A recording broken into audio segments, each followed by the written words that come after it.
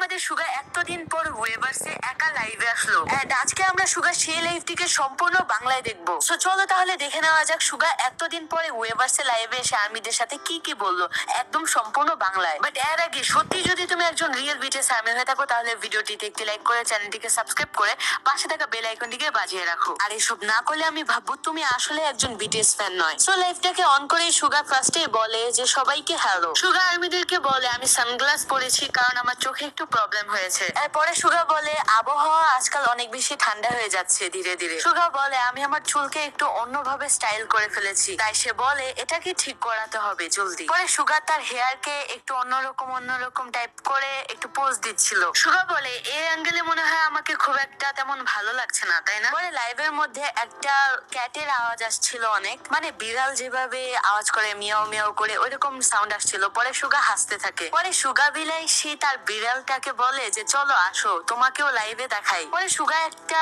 Black কালারের অনেক cute একটা বিড়াল দেখায় আর্মিদেরকে। পরে সুগা বলে যে এই ক্যাটটা হচ্ছে আমার নিজের আর এর নাম হচ্ছে ট্যাঙ্ক। ভালোই হয়েছে সুগা তার ক্যাটের ইন্ট্রোডাকশনটা দিয়ে দিয়েছে। আর একটা মজার ফ্যাক্ট হলো সুগাও কিন্তু ব্ল্যাক কালারের একটা ড্রেস পরেছিল, মানে সুগার গেঞ্জির সাথে ক্যাটটার কালার একদম ব্ল্যাক মানে সেম হয়ে গিয়েছিল। সুগা বলে আমি দুইটা বিড়াল কিনতে চেয়েছিলাম বাট এখন তো আমার কাছে একটাই আছে, আমার কাছে বেশি টাকা ছিল না। কি ভাই লিটারেলি সুগার কাছেও টাকা ছিল না?